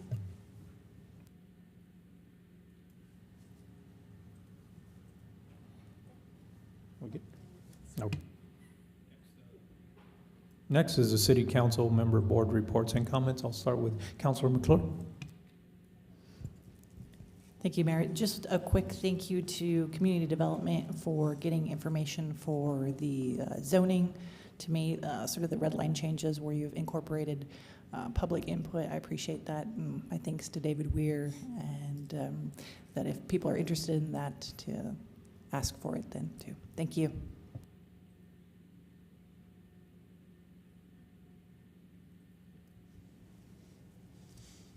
Thank you, Councilor Matisse. A couple of things. I'd like to start out by telling the public I really appreciate all the no loitering, and I guess no solicitation, no trespassing signs that I've seen at several businesses in the town. I guess it was done by the Chamber of Commerce and other organizations. I've seen that on all the banks. Maybe we should add the chief's story, if you could relate it to him. Maybe we should have no loitering, no littering, and no violent action. That might help with the other signs that are being posted throughout the city, and no shopping carts. On the other thing I'd like to bring up is I'd like to ask the mayor and the council that within 4 months, if we could have an accountability, maybe a joint meeting on MMC, just to keep records of how they're improving their service, how they're improving everything at MMC, and some record keeping. And then definitely in 4 months, not 5, not 6, not a year, but in October, to actually bring MMC forward to a joint meeting with the county and the hospital to see if they delivered on their deliverables. Thank you. Thank you, Mayor. Thank you, Council. Thank you, Councilor Matisse. Councilor Grant. Thank you, Mayor. I wanted to express my gratitude for my second police bike along that I got to go on with Councilor McClure and City Manager Ikani last week. You look like you had a really good time. No, many thanks to Officers Kelly, Kane, Palos, Rodriguez, and Smith for being willing to kind of go out on a limb and accommodate my initial request that I wanted to try this out on bikes, and I think it went really well. You're able to see parts of the community that you just wouldn't have access to in a vehicle, and many thanks for patiently addressing my million questions. And thank you cards will be forthcoming. The other thing that I wanted to bring up, Ikani, if we could explore, like the city of Albuquerque recently passed a resolution to contract with a certified, licensed, whatever, biohazard cleanup company. I think this can help address some service gaps that we've been having in the community, particularly as we're hearing about from some of our small business owners, and making sure that we are protecting the safety of our city team, mano a mano, everyone else who is out there. I know just pitching in as always, but I'd really love to see if we could come up with something, with an alternative for that. So thank you. That's all. Thank you, Mayor. Thank you, Councilor Graham. Councilor Grant. Thank you. I first just want to make a note of all of the cannabis business folks here today. I don't know a lot about what's been happening, but this has given me a really interesting picture and food for thought. And I do think it's worth having a conversation about what, if any, potential impact we could have. But I would also just ask folks to understand the context of inland border checkpoints, which are basically a scourge on our communities. We live in what some call as a constitution-free zone. Other states have rejected inland checkpoints and required them to be temporary. That's not the case in New Mexico, but I would just say to the folks who are experiencing traumatic, sort of invasive questions at Border Patrol checkpoints, I would urge you to realize that lots of folks in our community are traumatized by those checkpoints all the time, and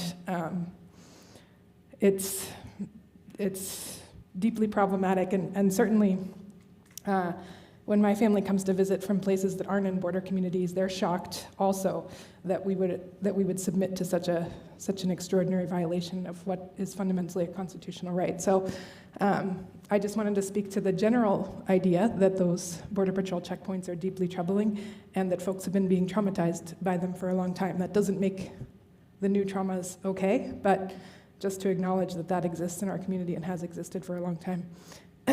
On a different note, I do want to thank Katrina for helping set up the Check the Chip event, which will be Friday and Saturday of this week from 4 to 6 on Friday evening, and then 9 to noon downtown on Saturday morning. This is thanks to a community member who brought forward the idea when an animal was not identified as belonging to someone because they had incorrect chip information. And so the context of this is really to help people connect with their pets, make sure that their chip information is up to date as we approach the season where a lot of animals escape from their homes, dogs and cats, in July.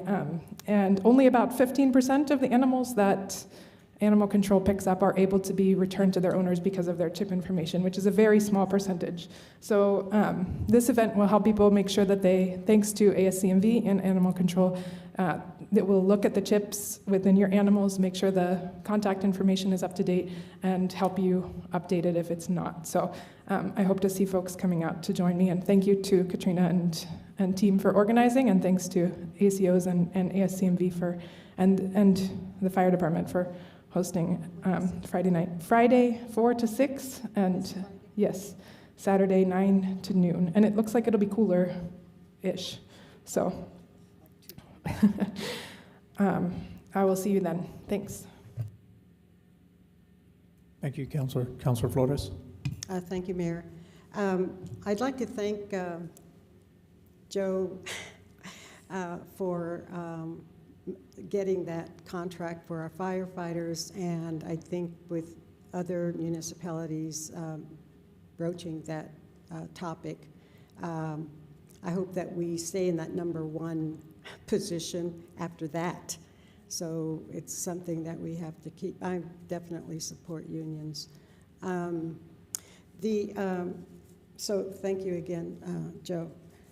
And and I agree with my colleague, Mr. Matisse. Since he signed off on the agreement, he really knows about MMC. But I totally agree that we have to definitely meet more often, and we have to make sure that all the guidelines are being, that they're adhering to the items of, the memorandum of understanding, and that everything is being fully executed according to that MOU. And we have to also look at other areas. So I don't know if that would be our legal department, or if there's a joint commission on hospitals that can be alerted. And so anybody out there who knows who they are before I forget, keep that in mind. And if the more people that contact that commission, the better outcome we're going to have. There's a big problem with MMC. The other, and I want to thank Councilor Corrin for bringing up the interstate checkpoints. It's absolutely true that it's traumatizing. I do not leave my house without my passport. It's very traumatic after all these years. I spent a lot of time in Ciudad Juarez. A lot of my family is there and other parts of Mexico. But it is very traumatizing. And one agent actually kept my passport. Fortunately, I don't know if you remember Shannon, but anyway, her husband works with the government because they wouldn't give it back to me. And a call was made, and I received a call right away that my passport, oh, they found it. Well, of course they found it. He took it from me. And so it is very traumatizing. It's dehumanizing.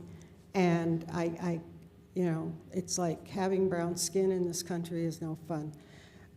So apropos of that, though, the cannabis issue, you know, we have the interstate commerce clause, and one gentleman or a presenter raised that question.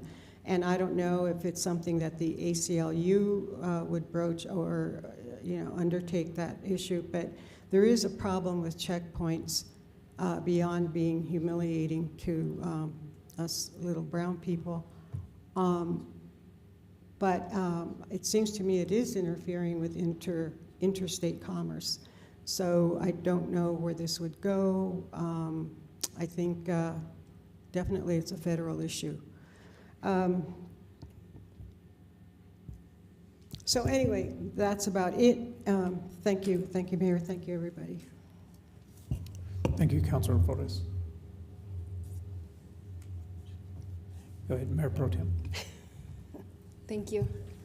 I may be stealing a little bit from our city manager here, but I really do want to congratulate a couple people up here on their new roles. JC Borrego on our new assistant city manager. Congratulations. It's nice to see you up here. And then, of course, Brad Douglas, who has been, you know, acting city attorney for quite some time and is now official. And so just want to really thank you, Brad. You've been the city attorney's office for quite a while, and just really want to appreciate all the work that you do on behalf of the city. So thank you and congratulations. I just from a little bit of whispering here with the mayor, I know that regarding the neighbors with the sinkhole, I did just want to address them because sinkholes is actually one of my worst nightmares. Like, I have literal dreams about sinkholes, and so when that happened, again, I was deeply terrified, and I just continued to be deeply terrified for them. Monsoon season is coming, and you know, sure, you know, property values and all those things are important, but I just really worry about the safety of that family in that neighborhood, and so whatever we can do to support them. I think the gentleman is quite right. You know, what was his fault besides purchasing a home where he had no idea that would happen? And so that's just deeply terrifying. And I want to make sure that we have a plan for that, given that it's not the first sinkhole in the last year. So I think that's deeply troubling. And Icani, I would love to know what the contractor came up with in terms of why that happened besides the arroyo. I think that just feels really important to me. I feel like, not to get real meta here, but you know, sinkholes are more and more frequent now with climate change, and I just think that that's a real concern for all of us.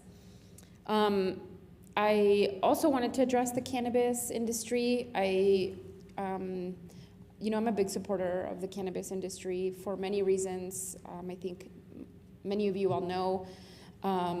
2 weeks ago as well, I was they invited me to the cannabis convention of the Southwest, and I was very proud to be there and help give the welcome. Almost 1,000 people came through that Saturday, visiting with businesses, and I got to meet these young folks who are like, this is their career now, and they are incredibly smart and doing really great things for the industry, and I want to continue supporting them and cultivating their entrepreneurship. And so this new challenge has been very difficult, even though it's not new, right? The checkpoints have been there for decades, and of course, you know, cannabis has been legal for a couple of years, and it is interesting that it is very sudden, and I think that's deeply troubling. And so I'll continue to talk to the city manager about what we could do as the city that could push back on this sudden enforcement and how it's impacting our economic vitality here in the border of New Mexico. I will say, though, to the industry that I would love to keep having conversations with you about how we could be more supportive. I will tell you right now that I am not a supporter of bringing back Operation Stone Garden funds. Operation Stone Garden are deeply troubling funds that, frankly, I believe come with strings attached in terms of federal immigration agencies working with local law enforcement agencies, and that impacts the trust that many of our communities have. Especially if you're living as an undocumented American. I thought Stone Garden was removed from city budget a long time ago. I think Councilor Flores is probably the only councilor left that was part of that vote, but that is not something I would support bringing back. However, I'm absolutely open to having this conversation with you all and coming up with other ideas about how we can push back. It is no secret about how I feel about the Border Patrol, and that, you know, I've always found, and they are deeply unconstitutional, these internal Border Patrol checkpoints within the 100-mile border enforcement zone. So happy to keep talking about that. And then just the last thing that I wanted to bring up, definitely for staff though, because I've talked to just a couple people about this, mainly our city manager and our city attorney, about looking into a vacant property tax. I really very much have taken it upon myself to advocate for District 4, especially in terms of the NAP properties, the Neighborhood Action Team, or the Nuisance Abatement Team properties. Just on Friday, I took Ikani on a tour of the MacArthur Elementary neighborhood, where there are 18 abandoned homes, and many of them are a serious public health hazard, not only to the neighborhood, to folks who may be staying there and trying to find shelter, to our fire crews, to our codes crews, and so they are just this huge public safety issue. And then additionally, I think there are commercial properties that have been long abandoned with very little movement to actually get them either rented out or sold. And so I would love it if staff, you know, and I know City Attorney Brad Douglas is already looking into it, but I wanted to bring that up as we're talking about other kinds of taxes. I think a vacant property tax sets a really firm line in the sand in terms of your responsibility as a property owner to the rest of your neighborhood. So just wanted to bring that up. Hopefully we can get some information about that and bring it to a council discussion in the future. Thank you, Mayor. Thank you, Mayor Pro Tem. As a member of the Mavita board, we had a retreat on June 12th, Wednesday. They had a keynote speaker come in and talk about different ways where taxes and increases in taxes from other states can also help economic development. So those were a lot of good ideas that took place at the retreat, plus a 5-year plan that Mavita is also working on. They will be coming and doing a work session here in the near future. I think it's in August. I believe sometime in August they'll do a work session and give an update as well. Spaceport has a rocket competition coming in this week, anywhere from 900 to 1,000 students, where they can build rockets, compete, and help with the innovation and technology and a lot of their science programs. So that's going to be going out throughout the week here in Las Cruces as well. On Saturday, we attended, myself, Councilor McClure, Councilor Flores, and Mayor Pro Tem and we delivered a proclamation for the Juneteenth banquet that took place Saturday. Very meaningful and joyful event in history back in 1863. And so we attended that, and also just want to pass on that it'll be a paid holiday on Wednesday, on June 19th, for the city as well. And with that, I'll turn it over to the city manager. Thank you, Mayor Enriquez, Mayor Pro Tem Bencomo, and City Councilors, Sicani Tamaulipas City Manager. Just a few updates, some of which will include responses to public comments.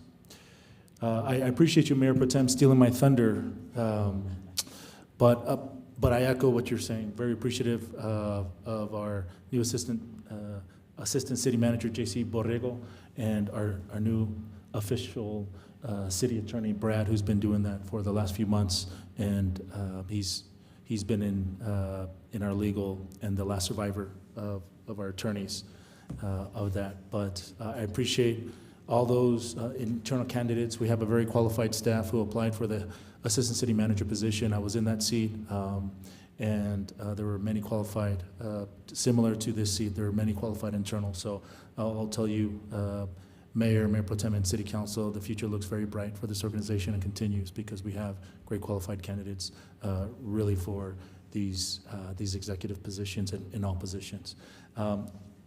Additionally, just some updates. This didn't come up today, but in previous public comments on that, and I wanted to report it here to you all and for the public. The status of the Accountability in Government Ordinance 2881.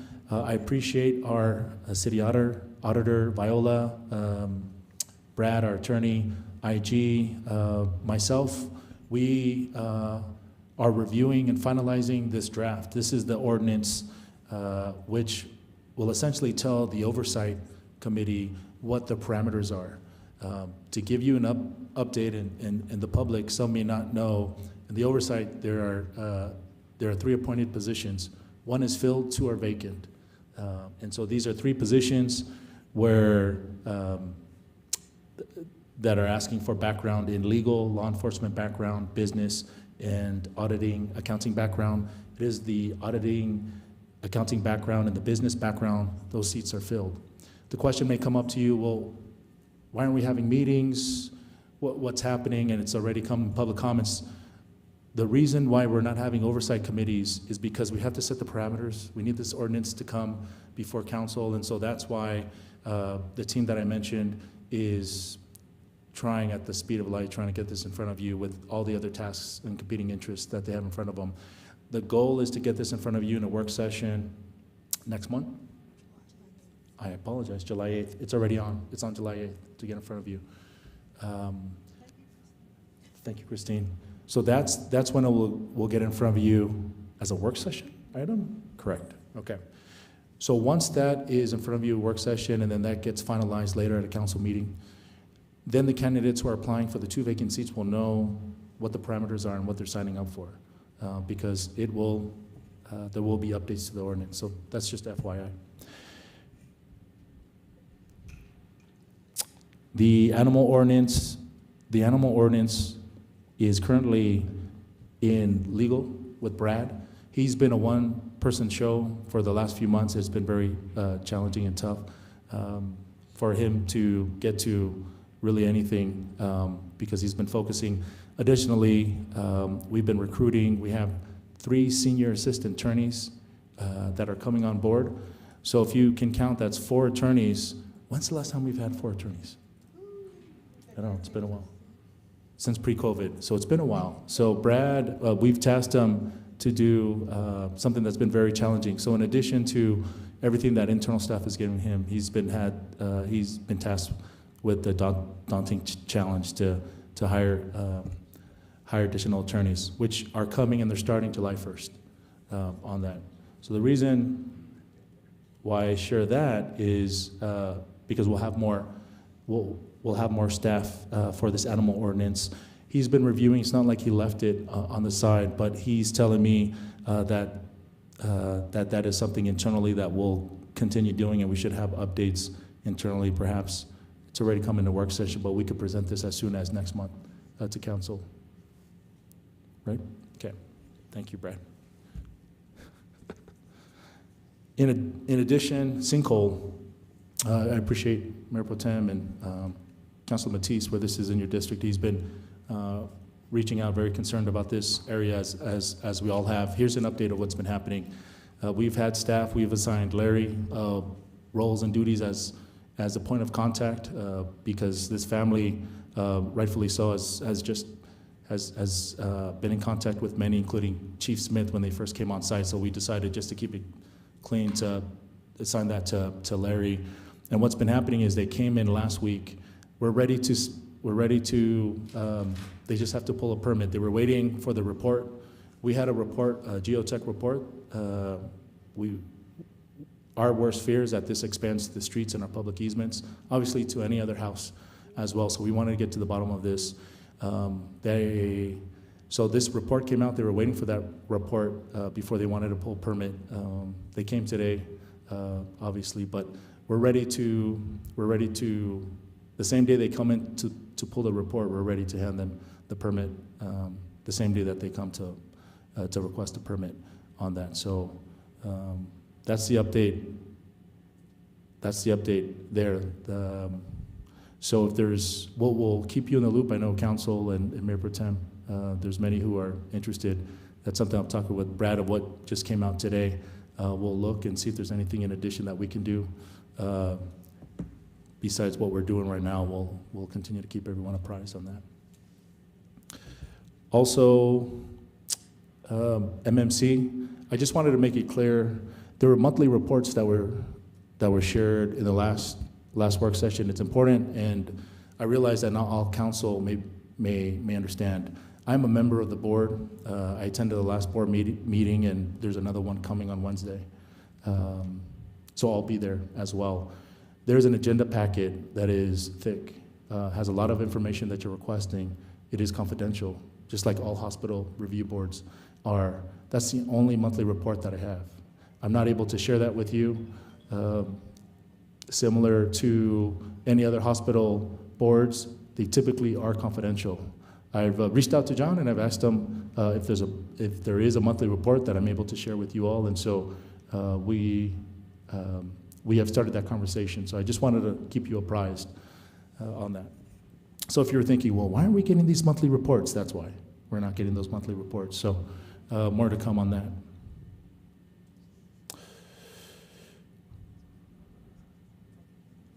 Just wanted to make sure, Councilor McClure, did you share your district meeting? That's. I totally didn't. Okay, no, would sorry. you? I don't want to steal your thunder. No. I was going to announce it, but I totally forgot. No, Thursday at Loma Heights at 6 o'clock. It'll be my first community meeting. I'm really excited, actually. So. Thank you, Councilor. And just from staff, senior program, second annual Abuse in Later Life Health Fair on June 28th at the Munson Senior Center from 10 a.m. to 2 p.m. June is Elder Abuse Awareness Month, and World Elder Abuse Awareness Day is celebrated on June 15th. And then on June 3rd, we have our annual Electric Light Parade, which is happening in the same place. I'm sorry, multitasking here, July. I apologize, not great at multitasking. I'm trying to read all these updates coming in. It is July 3rd. Our Electric Light Parade is happening. It starts at 7:30 p.m. All those who are signing up for the Electric Light Parade will meet at Apodaca Park, and it ends in the Hadley area. And that starts from 7:30 p.m. to 9 p.m.